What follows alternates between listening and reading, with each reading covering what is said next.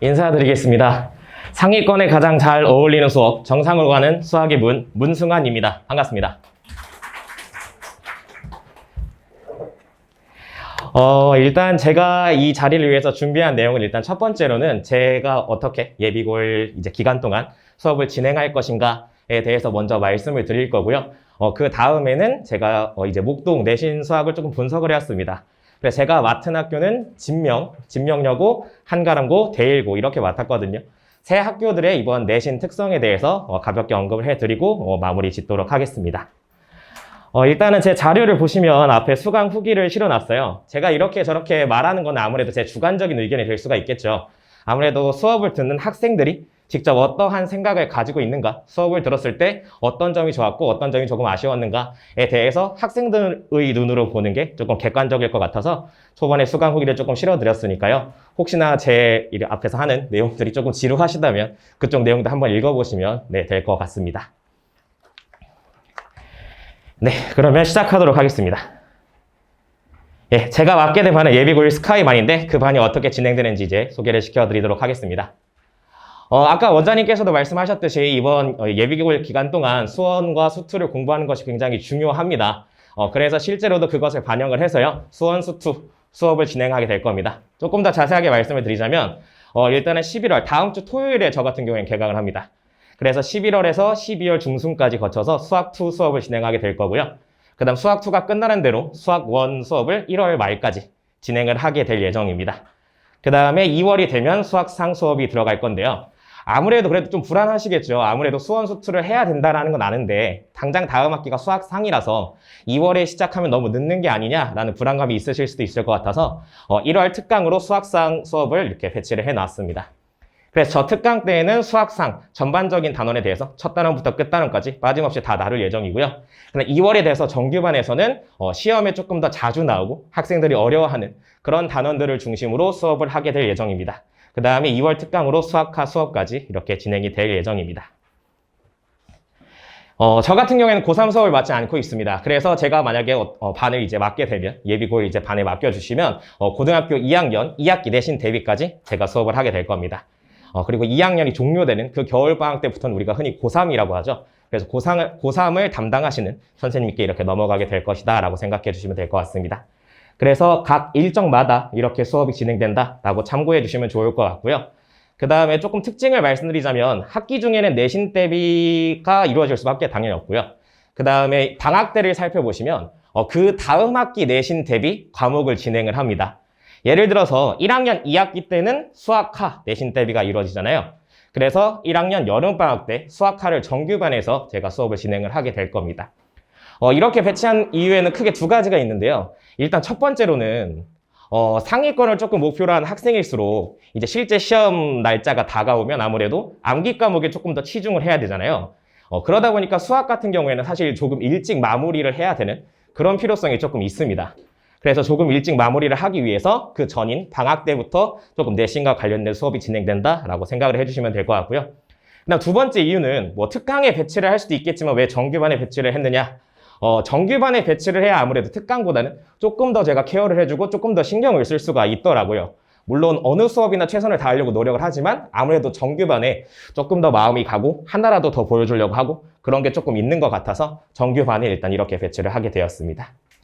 네, 그래서 보시면 과목별로 최소 3번, 많으면 4번까지도 이렇게 여러 번 반복해서 보고 있으니까 내신 대비가 잘 이루어지고 있다라고 생각해 주시면 될 것 같습니다. 일단 저희 반 같은 경우에는 수업 대상이 수학2까지 1회 이상 학습한 학생들을 대상으로 수업이 진행될 예정입니다. 그래서 일단 수업 일정은 이렇게 참고를 해주시면 될 것 같습니다. 그 다음에 제가 이제 학생들을 어떻게 관리하는지에 대해서 조금 보여드리는 게 필요할 것 같아서 이 탭을 준비를 했는데요. 일단 일요일에 오전 9시부터 오후 10시까지 클리닉을 진행을 합니다. 그래서 학생들이 당연히 그 시간에 풀로 참여해야 되는 건 아니고요. 학생들이 가능한 시간에 최소 3시간 이상 강제로 참여하도록 저는 지금 독려를 하고 있습니다. 실제로 아침에 9시부터 1시까지는 제가 직접 감독을 하고요. 그 다음 그 이후로는 제가 수업이 있어서 조교님이 나머지 시간을 조금 돌아가시면서 관리를 해주고 있는 중입니다. 그래서 조교님들 두 분 다 서울대학교 수학교육과 재학 중인 그런 분들이기 때문에 일단은 학생들이 굉장히 만족을 하고 있습니다.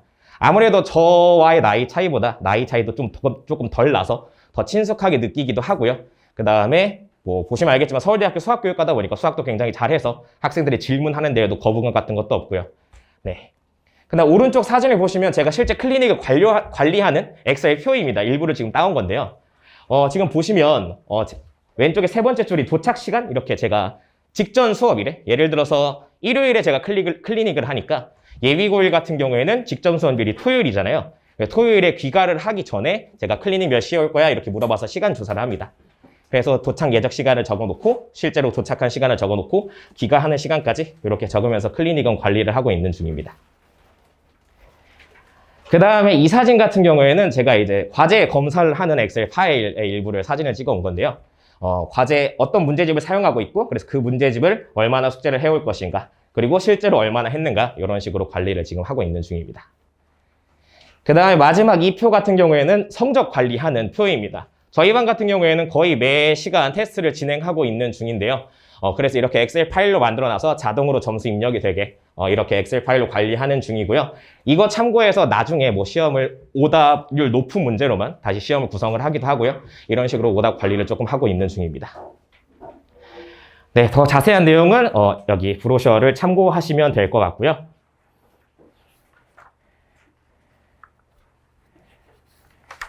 네, 그럼 이제 제가 내신 분석해온 그 자료들을 조금 살펴보도록 하겠습니다. 일단 제가 첫 번째로 준비한 학교는 한가름고등학교입니다.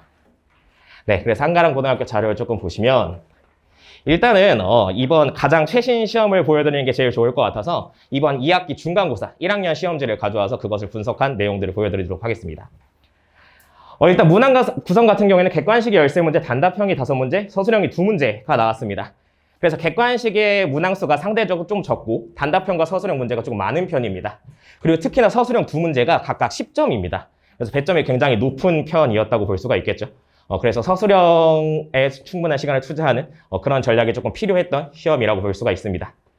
그 다음에 시험별로 난이도를 살펴보시면 여기 표를 보시면 밑에가 제일 하고 그 다음 위가 중이고 그 다음 위가 제가 봤을 때 상 문제는 사실 없었어요, 이번에. 그래서 그나마 높은 점수를 쳐줘봤자 중상 정도의 난이도? 그래서 그러한 난이도의 문제가 한 문제가 나왔습니다. 그래서 사실 한가람고 같은 경우에는 기존에는 전반적인 난이도는 조금 무난한 편이었는데 그리고 한 문제에서 2문제, 많으면 3문제까지 조금 변별력을 줄 수 있는 그런 문제가 그동안 나왔었습니다.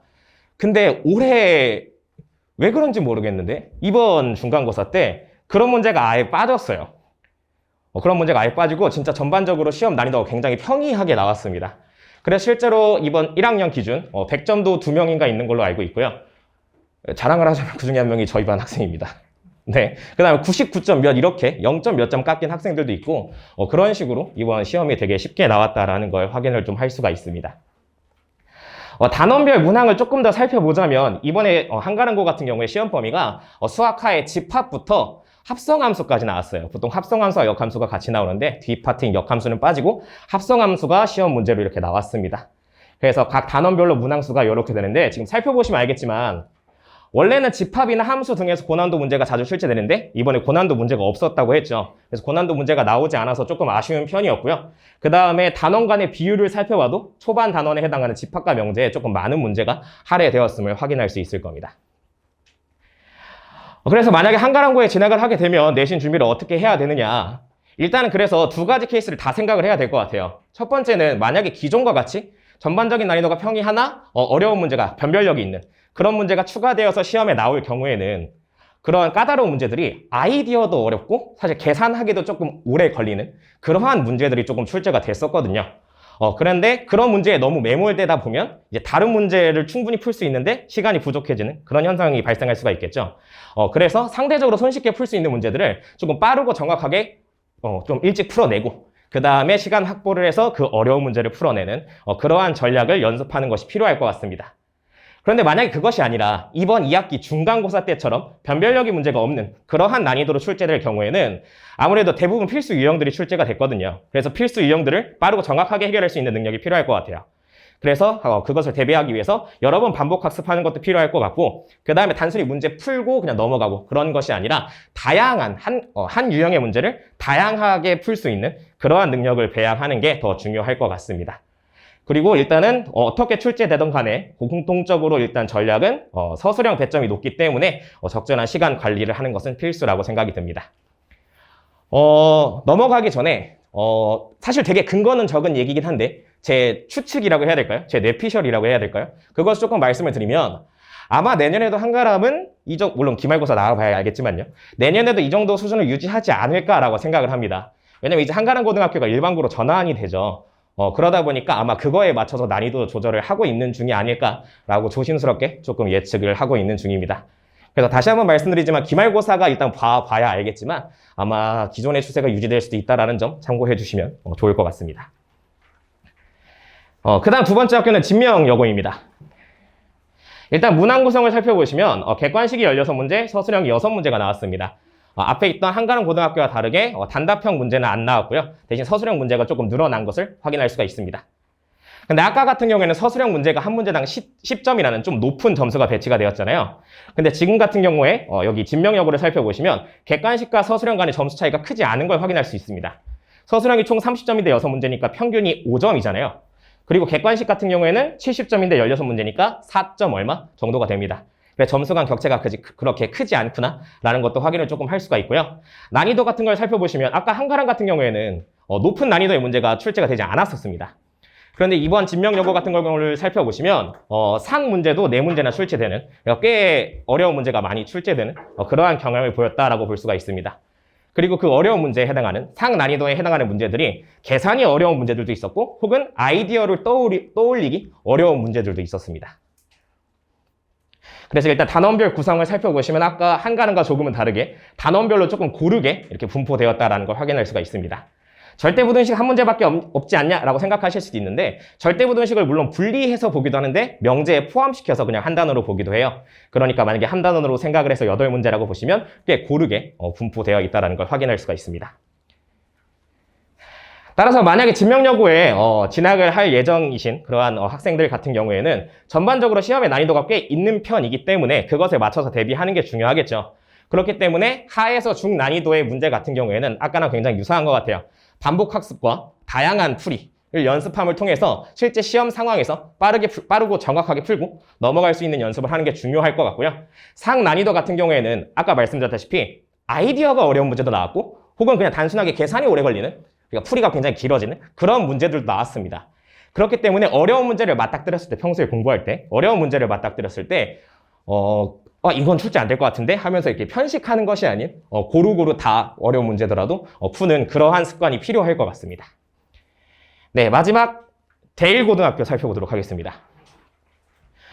대일고등학교 같은 경우에도 단답형은 출제가 안 됐고요. 객관식이 14문제 60점, 서술형이 6문제 40점 이렇게 출제가 되었습니다. 역시나 대일고 같은 경우에도 서술형 문항수가 적지 않은 편이고요. 객관식에 비해서 서술형의 점수의 비율이 조금 높다라는 걸 확인할 수가 있습니다. 문제는 객관식이 2배 가까이 높은데도 불구하고 점수 차는 사실 그렇게 크지가 않죠. 네, 그렇다 보니까 서술형에 조금 배점이 크기 때문에 실제로 그리고 서술형에서도 가장 높은 문제 배점이 10점이었습니다. 물론 나머지 문제들은 6점이긴 했지만요. 그래서 효율적인 선택을 하는 것이 중요한 시험이었다라고 볼 수가 있을 것 같습니다. 그 다음 난이도별로 문항 수를 조금 살펴보면 상 문제가 2문제로 진명여고 대비 상대적으로는 조금 적다라는 걸 확인할 수가 있겠죠.